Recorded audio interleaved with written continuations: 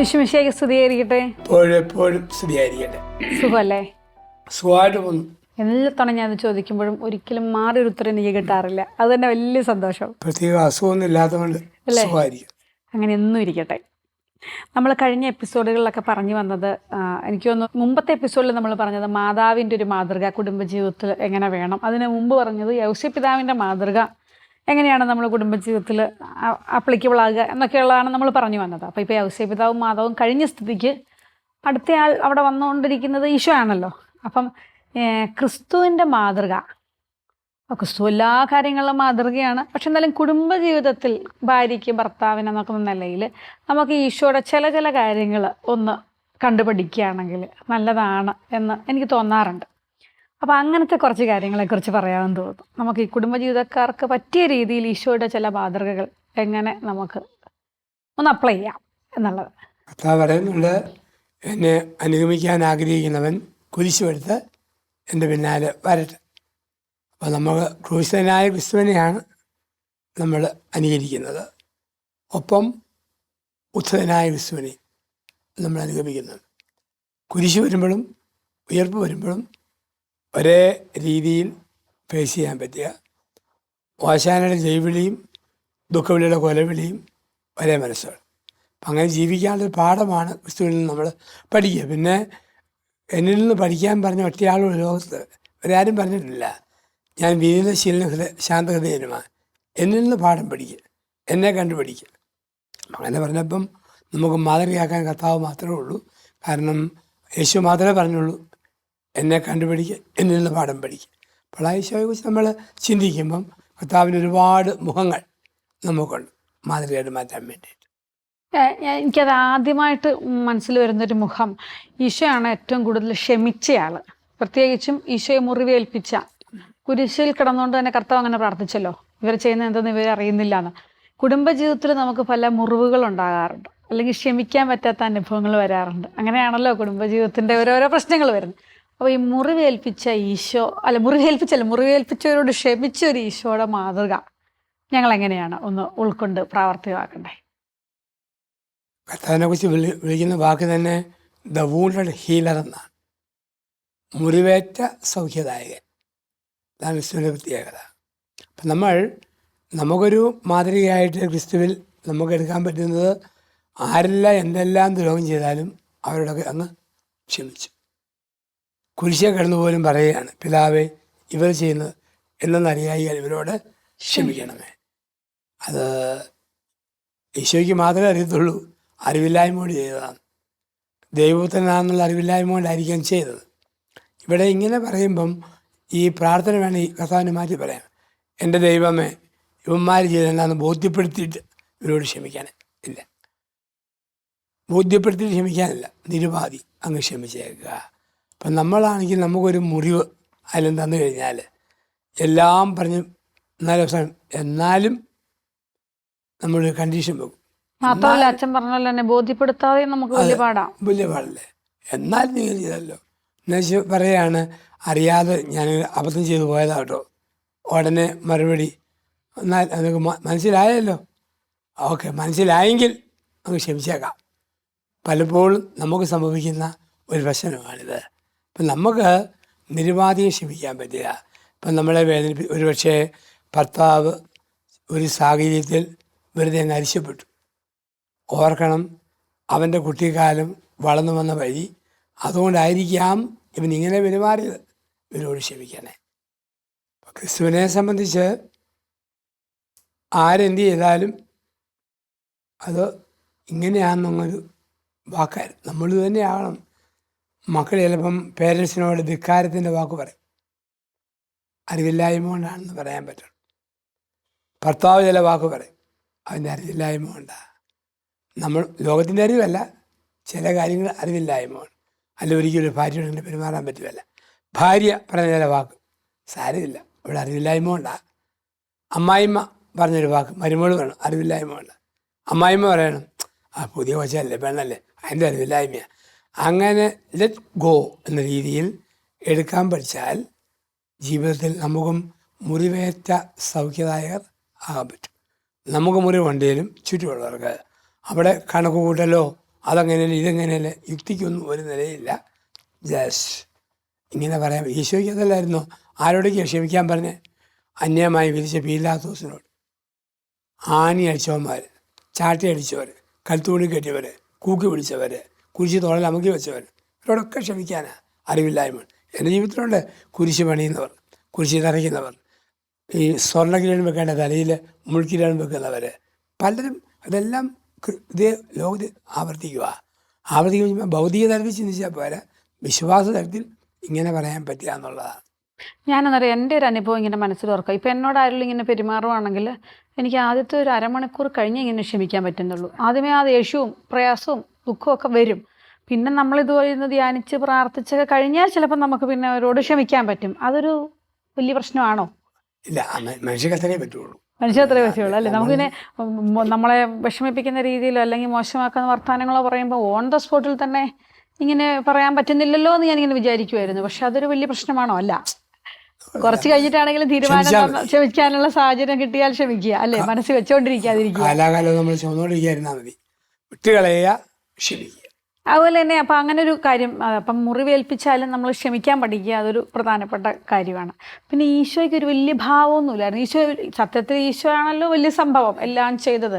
പക്ഷെ കർത്താവ് ഇങ്ങനെ ഞാനൊന്നും പറഞ്ഞില്ലേ എന്ന് പറഞ്ഞ പോലെ അങ്ങനെയാണല്ലേ എല്ലാം വളരെ താഴ്ന്ന എളിമയാണല്ലോ ഈശോയുടെ ഒരു പ്രധാന ഇത്. ഏറ്റവും കൂടുതൽ ശൂന്യനാക്കി കരുതപ്പെട്ടു എന്നാണല്ലോ ബൈബിളിൽ പറയപ്പെടുന്നത്. അത് നമുക്ക് എങ്ങനെ ഒന്ന് പ്രാക്ടീസ് ചെയ്യാം? നമ്മളെല്ലാം എന്തെങ്കിലും ചെയ്തു കഴിഞ്ഞാൽ പിന്നെ നമ്മളിങ്ങനെ പൊക്കെ പിടിച്ചുകൊണ്ടിരിക്കൂല, ഞാനത് ചെയ്തു ഇത് ചെയ്തു എന്നുള്ളതാണല്ലോ നമ്മുടെ ഒരു ഹൈലൈറ്റ്. അത് ഫിലിപ്പിയ ലേഖനം 2 പറയുന്നുണ്ട്, അവൻ പിതാവിനുള്ള സമാനത മുറുകെ പിടിക്കേണ്ട കാര്യമായി പരിഗണിക്കാതെ തന്നെ ശൂന്യനാക്കി.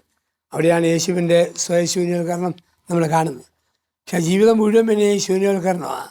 അത് മുഴുവൻ ഒരിടത്തും ഒരു ഭാവവുമില്ല.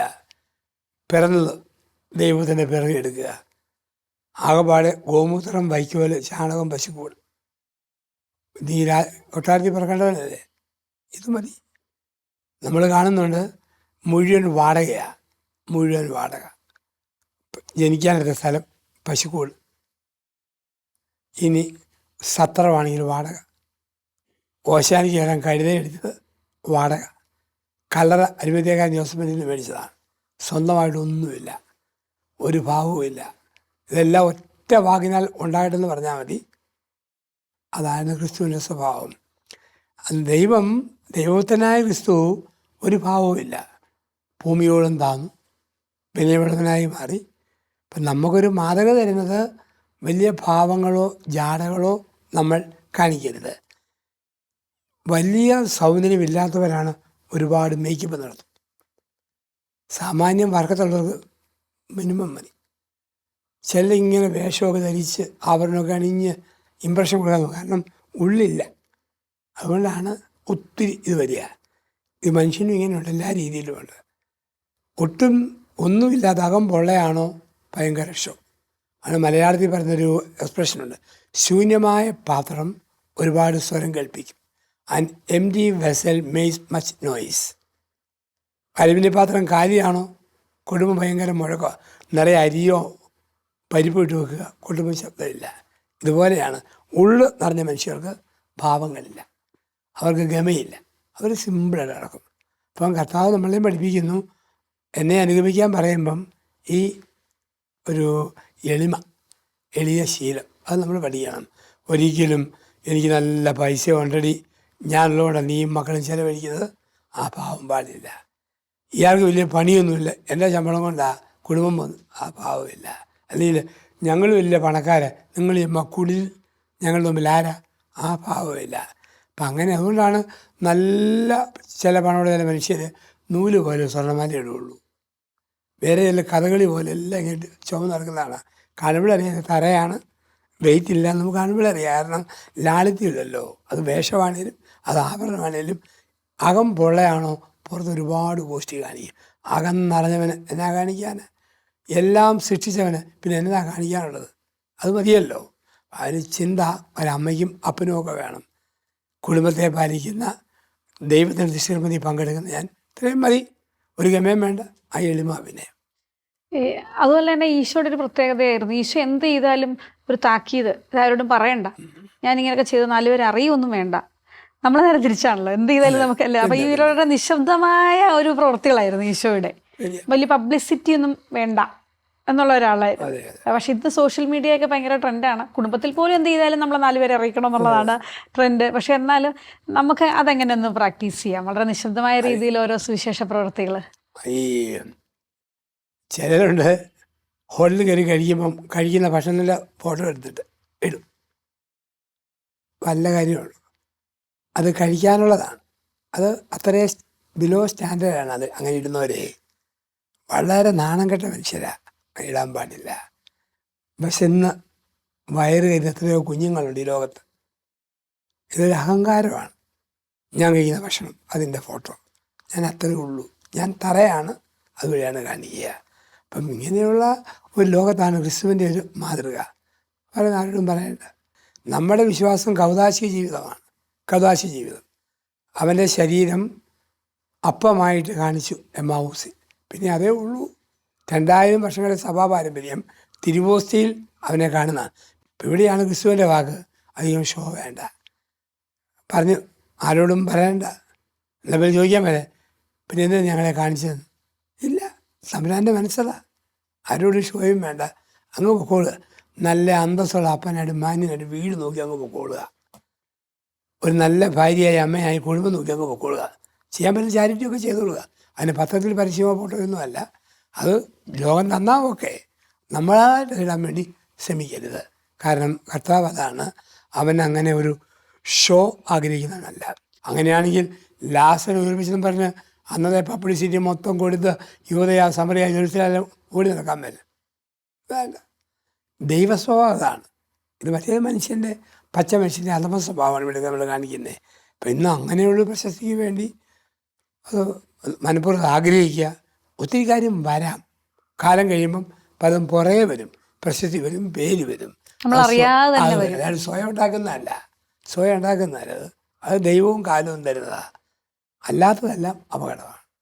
പക്ഷെ ചില മനുഷ്യരുണ്ടല്ലോ, ഈ പ്രശസ്തിയും പേരും ഒക്കെ അവർക്ക് വേണം, പക്ഷെ അവരുടെ പറച്ചിൽ അവരത് പറയുകയില്ല. കാരണം അവരുടെ പറച്ചിൽ അവർക്കൊന്നും വേണ്ടാന്ന് പറയും, ഭയങ്കര എളിമയും കാര്യങ്ങളൊക്കെ കാണിക്കും. പക്ഷേ ഈ പ്രശസ്തിയെല്ലാം ചിലപ്പോൾ അച്ഛൻ പറഞ്ഞവരായിരിക്കും, അവർക്കിങ്ങനെ ഓട്ടോമാറ്റിക്കലി വന്നുകൊണ്ടിരിക്കുന്നതായിരിക്കും അല്ലേ, സ്വീകരിച്ചില്ലെങ്കിൽ. ഈ അഭിനയിക്കുവേ, ഓ എനിക്കൊന്നും വേണ്ടെന്ന് പറയും. അതിനെക്കുറിച്ചാണ് ഞാൻ ചോദിക്കാൻ തുടങ്ങിയത്. ഒരു കൊച്ചു കാര്യം അവർക്കെല്ലാം വേണേ. അതാണിപ്പം വളരെ എല്ലാം പറഞ്ഞു, ലാളിത്യം, വിശുദ്ധി. പക്ഷെ അവർക്ക് അതൊന്നും പേഴ്സണലായിട്ട് ഒന്നുമില്ല. ചില പൊസിഷൻസിലൊക്കെ ഇരിക്കുന്നവർ നമുക്കറിയാം, ഇങ്ങനെ പ്രൊമോഷനായും അല്ലാതെയൊക്കെ ചില പൊസിഷൻസിലൊക്കെ എത്തിക്കഴിയുമ്പം അവരെ നമ്മൾ അഭിസംബോധന ചെയ്യുന്നതിൻ്റെ രീതി പോലും മാറിക്കഴിഞ്ഞാൽ ഇഷ്ടപ്പെടാത്തവരുണ്ട്. പക്ഷെ അവരുടെ പറച്ചില്ല അങ്ങനൊന്നും ഇല്ലെന്ന് പറയും, പക്ഷെ അവരുടെ മുഖഭാവങ്ങളിൽ നമുക്ക് വായിച്ചെടുക്കാൻ പറ്റാറുണ്ട്. അപ്പം അങ്ങനെയുള്ള പല വ്യക്തികളെയും കാണേണ്ടി വന്നിട്ടുണ്ട്. പിന്നെ ജീവിതത്തിൻ്റെ ഭാഗങ്ങളാണ്. നമ്മളും ഒരാൾ സ്ഥാനം മാറുമ്പോഴത്തേക്ക്, ഇപ്പം ഒരു മോൻ അച്ഛനായി കഴിയുമ്പോഴത്തേന് സാധാരണ അപ്പനും അമ്മയാണെങ്കിൽ പോലും അച്ഛാന്ന് വിളിക്കണം. ഞാൻ അതിനെക്കുറിച്ചല്ല കേട്ടോ പറഞ്ഞത്. അല്ല, അങ്ങനെ വിളിക്കണം. അതുപോലെ ഒരു മോന് ഒരു വലിയ കളക്ടറോ മന്ത്രിയായി കഴിഞ്ഞാലേ പറയുന്ന രീതിയിൽ അപ്പനും അമ്മയ്ക്കും പോലും മാറ്റം വരും. അതുപോലെ നമുക്ക് ഒരു സാധാരണ സാറ് പ്രിൻസിപ്പാളായാൽ ഒരു ചെറിയ ആൾ വെയിറ്റ് ഇട്ടില്ലേ പോലും ആൾക്കാർ വെയിറ്റ് കൊടുക്കും. അത് സ്വഭാവത്തിൽ അതിലുള്ളതാണ്. വ്യക്തികൾ ശ്രദ്ധിക്കേണ്ടത്, എന്നെ വിളിച്ചില്ലോ എന്ന് പറഞ്ഞ് ഞാൻ കൊച്ചായി പോയെന്ന് ഓർക്കല്ലേ. അതാ കർത്താവ് പഠിപ്പിക്കുന്ന പാഠം അതാണ്. ഇപ്പം നമ്മൾ എന്നെ മാനിച്ചില്ല, എന്നെ ആദരിച്ചില്ല, അങ്ങനെയൊന്നുമില്ല. അല്ലേലും ഞാൻ ഉണ്ടല്ലോ, എന്നിൽ ഒരു ഞാനുണ്ട്. അപ്പം അതിൻ്റെ വിലയുണ്ടെന്ന് ബോധ്യമുണ്ടെങ്കിൽ പ്രശ്നമില്ല. എപ്പോഴും സ്വന്തം വില അറിയാത്തവരാണ് മറ്റുള്ളവരുടെ വില ചോദിക്കുന്നത്. എനിക്ക് വില തരണം. അപ്പം എന്നെ മാനിച്ചില്ല. അത് നമുക്ക് തന്നെ നമ്മുടെ വില അറിയത്തില്ലാത്തതുകൊണ്ടാണ്. അല്ലെങ്കിൽ ഒന്നുമില്ലെങ്കിലും ആരും മാനിച്ചില്ലെങ്കിലും ഒരു വില എങ്ങനെ കിടക്കും. ഉദാഹരണത്തിന് ഇപ്പം നമ്മൾ സോഷ്യൽ മീഡിയയിൽ, അപ്പം ഫേസ്ബുക്കിൽ അല്ലെങ്കിൽ എവിടെയെങ്കിലും വാട്സപ്പിലോ ഓരോ നല്ലൊരാളെ കുറിച്ച് ചുമ്മാ ഒരു കമൻറ്റും കിട്ടും. അതങ്ങ് 10 പേരിലും വായിച്ചില്ല നെഗറ്റീവ് കമൻറ്റ്. അപ്പോൾ അത് ഓർന്ന പാടെ അതിനെ പേടിച്ചിട്ട് അതുകൊണ്ട് എൻ്റെ എല്ലാം തീർന്നു പോയി. ഇല്ല, ഇതൊക്കെ ചുമ്മാ വെള്ളത്തിലെ കമള പോലെ വന്ന് പൊട്ടി അങ്ങ് പോകും.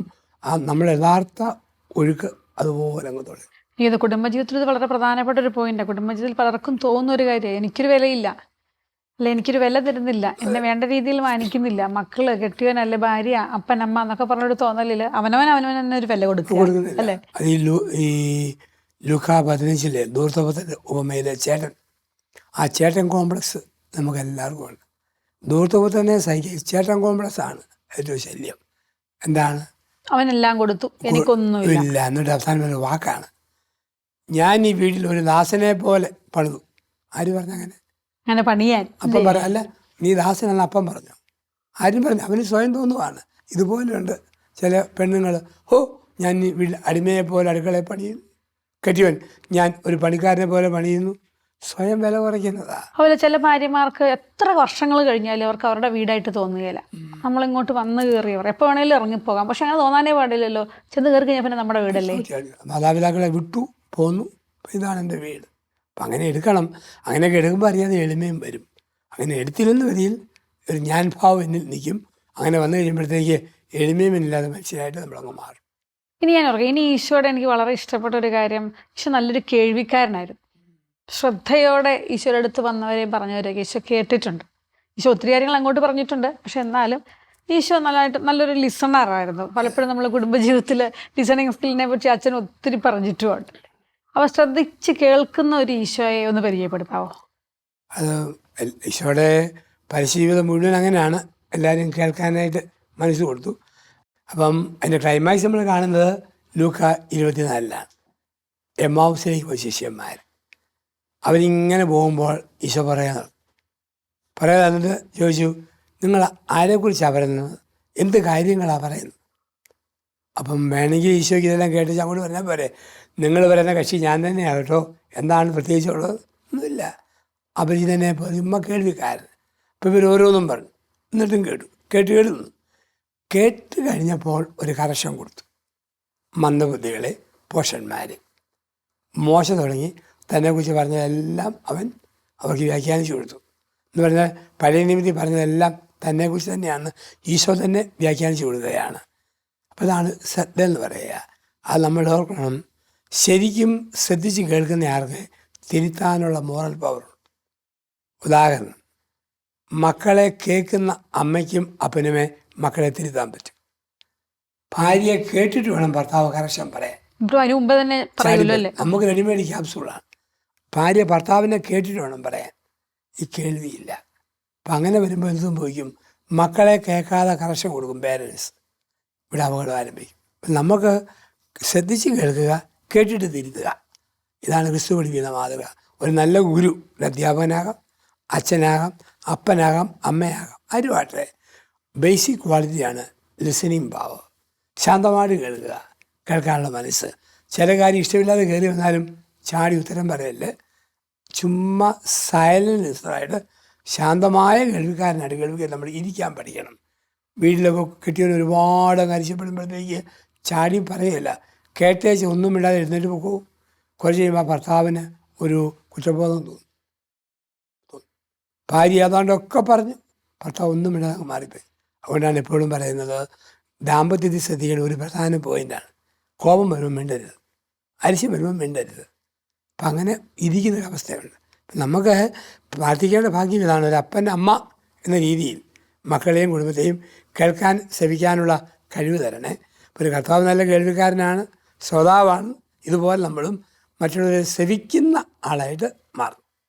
ഈ കർത്താവിൻ്റെ മാതൃക മാത്രം പറഞ്ഞു കഴിഞ്ഞാൽ നമ്മൾ ഈ ഒരു കൊല്ലം തീരുകയല്ലെന്ന് എനിക്കറിയാം. പക്ഷേ ഒരു 3-4 കാര്യം പറഞ്ഞുള്ളെങ്കിലും അതെല്ലാം എനിക്ക് ഇഷ്ടപ്പെട്ടു. ശരിക്കും കേൾക്കുക എന്നുള്ളതും മുറിവേറ്റാൽ ക്ഷമിക്കുക എന്നുള്ളതും അതുപോലെ തന്നെ ഒന്നും അല്ലെന്നുള്ളൊരു ഭാവത്തിൽ പല കാര്യങ്ങളും ചെയ്യാനും വലിയ ജാടകളൊന്നും ഇല്ലാതെയൊക്കെ അങ്ങ് പോകാനും ഒക്കെ ഉള്ള ഒത്തിരി കാര്യങ്ങൾ ഇന്ന് അച്ഛൻ ഷെയർ ചെയ്തു.